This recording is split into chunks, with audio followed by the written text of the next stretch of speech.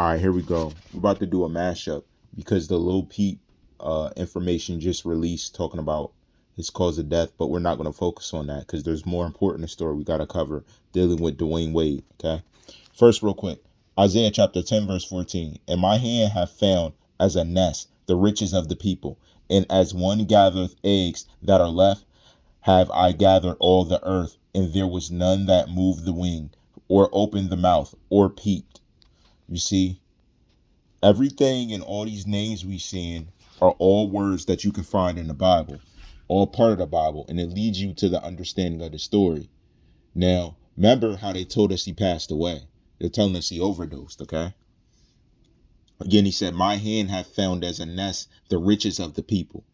Lil Peep was rich because of his actions. And as one gathereth eggs that are left, have I gathered all the earth. And there was none that moved the wing or opened the mouth or peeped. So there was nothing else that peeked his head out to stand against what God was doing. Understand, he is the Lord and Savior of us all. Okay. Now let's do the main one. That was the first one. Isaiah chapter 8, verse 19. And when they shall say unto you, seek unto them that have familiar spirits, and unto wizards that peep. Now remember, he had a lot of tattoos. He was like these celebrities. He was almost mystical, like some type of grandiose thing by the fans. They looked at him a certain way. And that's bottom line. He was basically worshipped by these fans.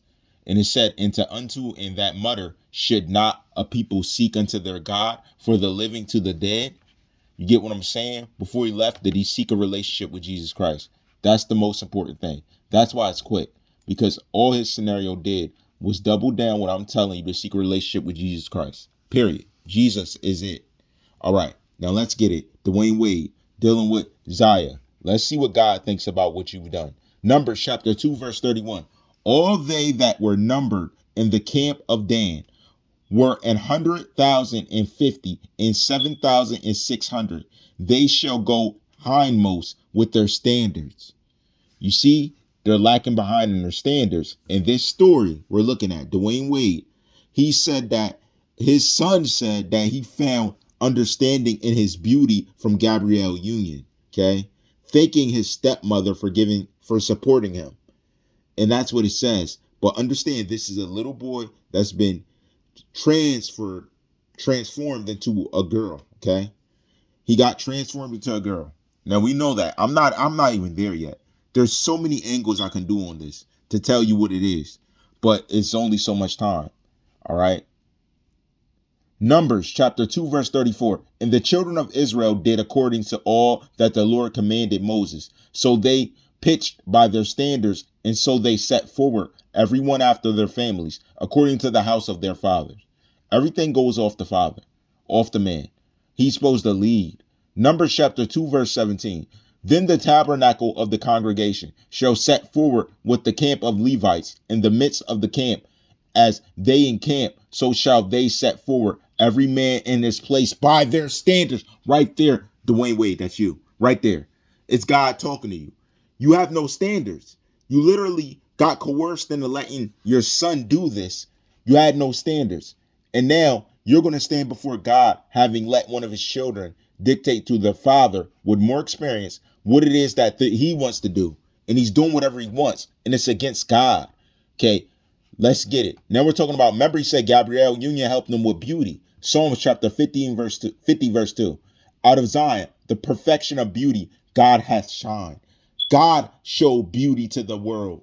Wasn't Gabrielle Union. She's showing you a false beauty, young man. She's showing you fake. It's not real. Her definition of beauty is off, way off, to let you do what you're doing. Proverbs chapter 31, verse 30. Favor is deceitful and beauty is vain, but a woman that feareth the Lord, she shall be praised. Gabrielle Union is being praised by this little boy, rechanging his name and everything. He's praising her, but none of them are giving praise to God at all. At all. They're actually praising Satan with their moves right now. Literally. Because we're going to read how weird Satan is. You're praising Satan by doing this transformation, not God. So who are you trying to praise? Can't serve two masters. Remember, Ezekiel chapter 32, verse 19. Whom doest thou pass in beauty? Go down and be thou laid with the uncircumcised. Go lay with the enemies. You're an enemy. You want to be an enemy? God says, here's what enemies get. Right here. 2 Samuel chapter 1, verse 19. These first chapters. The beauty of Israel is slain upon thy high places. How are the mighty fallen? Wow, right there. He's telling you, he already got rid of Satan. Satan's done. It's over for Satan. You're joining a fallen God. Right here. The beauty of Israel is slain upon thy high place. How are the mighty fallen? The beauty is when God comes back and ends Satan. If you're with Satan, he's going to end you too. If you want to ally yourself, just like academics, you allied yourself with Charleston White. Now what? I'm telling you, God is not playing. He's not mocked. Psalm chapter 45, verse 11. So shall the king greatly desire thy beauty, for he is thy Lord, and worship thou him. If everyone is supposed to worship the Lord thy God, why won't you? You have a reason, don't you? Proverbs chapter 6, verse 25. Lust not after her beauty in thine heart, neither let her take thee with her eyelids. That's what you should have said to this boy. This boy's going to go out there as a woman, get dissed, get disrespected, and then think about ending his life because he can't get respect, because he was allowed to make a decision to change from a man at an early age before he even knew what it took to be a man. You're going to let him end it first. You're going to let him make that decision. That's crazy. Yo. Exodus chapter 23, verse 30. Wow. By little and little I will drive them out from before thee until you be increased and inherit the land. He's going to drive anyone that thinks like this little boy out of this world. He's literally getting rid of you. And remember, Dwayne Wade plays for the Heat. Now this is about to get heavy.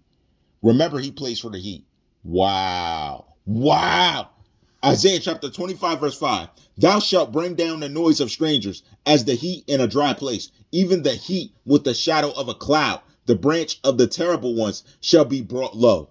So your God's going to, in all of his teams, going to get rocked. He's saying he's going to wreck them. But it's your team, and you played for the Heat. Yo. Literally, you doing this to this boy, you playing for the Heat, it connects. Wow. Wow. Isaiah chapter 18, verse 4. For so the Lord said unto me, I will take my rest, and I will consider in my dwelling place, like a clear heat upon herbs, and like a cloud of dew in the heat of harvest. Yo, y'all gonna get face rolled. Y'all think Satan's gonna win. He's gonna lose. He tricked you. Job chapter 30, verse 30. My skin is black upon me, and my bones are burnt in with heat. Let's read that. Let's read that, because it's time to put this to rest. You already know where I'm going. It's time to put it to rest, okay? My bowels boiled and rested not. And we're in the book of Job 30:30 again. Verse 27. My bowels boiled and rested not. The days of affliction prevented me. I went mourning without the sun. I stood up and I cried in the congregation. I am a brother to dragons and a companion to owls. My skin is black upon me, and my bones are burnt with heat. My heart also is turned to mourning, and my organ into the voice of them that weep. He just now identified you again for the second time in the same book. Dwayne Wade, you're moving with wickedness. You're part of evil. You're with people that do evil, and you're content with it. You're okay with it. You're passive because the money and comfort. Again, I told you Satan put you in comfort. You're comfortable. It's bad. Now you change your son from a boy to a girl. Sir, you allowed it. He's looking at you. Yes, he's going to say something to them. He's looking at you, the father. The father is the leader. We just read that in Job. And you led and allowed this to happen, as well as aligning yourself with the Heat. He just told you. Oh my goodness. Right there. Yo. Yo. Yo. Wow. Dwayne Wade. It's Dwayne Wade, yo. It's not done. Ecclesiastes chapter 4, verse 11. Again, if two lie together, then they have heat. But how can one be warm alone? How? Tell me how. He's the truth. Jesus Christ is Lord. Right here. There's no argument. Job chapter 24, verse 19. Drought and heat consume the snow waters, so doeth the grave those which have sinned. Wow. That tells you right there you're going to be burning for eternity. There's no snow. There's no water. You're only in heat. Burning. Luke chapter 12, verse 55. And when ye see the south wind blow, ye say, there will be heat, and it cometh to pass. 1 Kings chapter 1, verse 1. Now King David was old and stricken in years, and they covered him with clothes, but he got no heat. He was, with Christ. He keeps you through all things, even though he was clothed in the heat, extreme heat. He felt cool because he was cool-headed. Man, y'all don't get how powerful God is. Deuteronomy chapter 29, verse 24. Even all nations shall say, wherefore hath the Lord done thus into this land? What meaneth the heat of this great anger? Even people who don't know is going to see the works of God and be like, wow, God's mad. You ever hear somebody say that? Dang, God's mad. Because they know. They know. That's your spirit talking. That's your soul telling you God's mad. You don't know that. You're saying it because you see what he's doing. Genesis chapter 8, verse 22. While the earth remaineth, seed time and harvest, in cold and heat, in summer and winter, in day and night, shall not cease. Right there, God created everything. Right there. He made those things to happen. He made the summer to be hot, the winter to be cold, day and night. He made it right there in Genesis chapter 8, verse 22. There's no argument. God created everything. Wasn't no Big Bang. It was God. Stop taking his credit. That's the last thing. Somebody take your credit. What do? You get mad. Always. How do you think he feel? Genesis chapter 18, verse 1. And the Lord appeared unto him in the plains of Mamre, and he sat in the tent door in the heat of day. Come on, because you got to get that one. Okay. And he lifted up his eyes and looked, and lo, 3 men stood by him. And when he saw them, he ran to meet them from the tent door and bowed himself toward the ground and said, my Lord, if now I have found favor in thy sight, pass not away. I pray thee from thy servant, let a little water, I pray you, be fetched and wash your feet and rest yourselves under the tree. That's the respect Jesus Christ got while he was alive from living adults like you. So you think you're going to disrespect him when he has already reached his most supreme state and it's going to be okay? No, you got to give respect to Christ. You have to. Not about wanting to. It's about what you need to do. Matthew chapter 20, verse 12. Saying these last have wrought but 1 hour, and thou hast made them equal unto us, which have borne the burden and heat of the day. 2 Samuel chapter 4, verse 5. And the sons of Rimmon, the Berothi, and Rechab, and Baanah, went and came about the heat of the day to the house of Ishbosheth, who lay on the bed at noon. Let me give you that. And Saul's son had 2 men that were captains of bands. The name of the one was Baanah, and the name of the other Rechab. And the sons of Rimmon and Bretha of the children of Benjamin reckoned to Benjamin. And the Berothites fled Gideon and were sojourners there unto this day. That tells y'all where y'all come from.